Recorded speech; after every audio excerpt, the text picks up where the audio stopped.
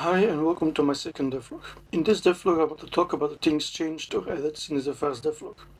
First of all, I rewrote the damage and experience functions as I said I would in the first devlog. In the first devlog, the damage the player took was divided into two types, contact and special damage. The contact damage was calculated with how many enemies were in the hurt box. That's a small circle around the player, which is a little bit bigger than the collision box. The special damage was calculated in the player script without taking the enemy in consideration.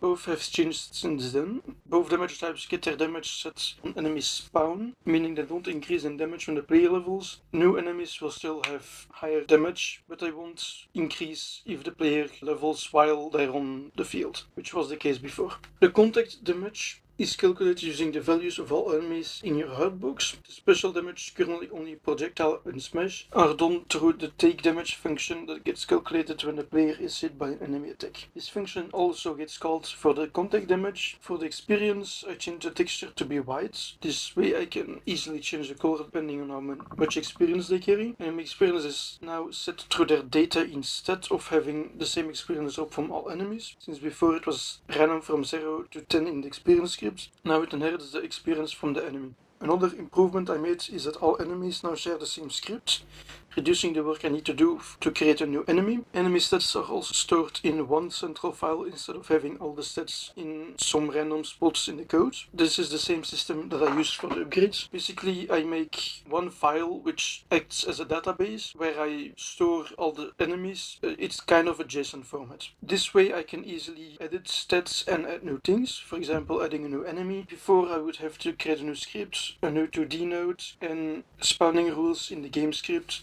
Now I can just create the 2D node, change a few things in the enemy script. If the enemy requires code that isn't there yet, and I'm set. Now let's talk about the new enemy. The Heavy. This is an enemy in progress, like all the other ones. This is a slow moving enemy with a lot of HP. He also does a lot of damage. The enemy has two animations, the walk animation and the attack animation. During this attack animation, he cannot move. This attack deals damage on both sides of his body. Currently, he starts spawning on level 15. His base stats are 10 HP, 0 contact damage, 10 special damage, in this case the smash, and 50 speed.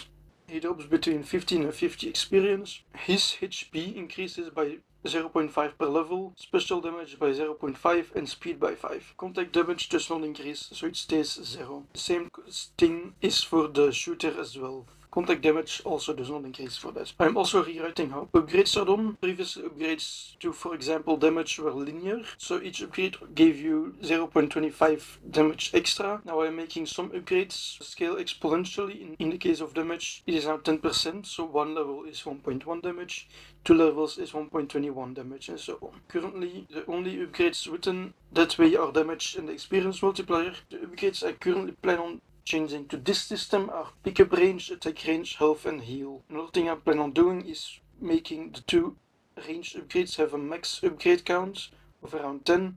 Once you hit that, you have infinite range for the respective upgrade. Now for things I want to have done for the next devlog. I hope to have a better weapon system in place, along with a few weapons to choose from and a way to acquire them. Currently I'm thinking of giving enemies a 1% chance to drop a weapon.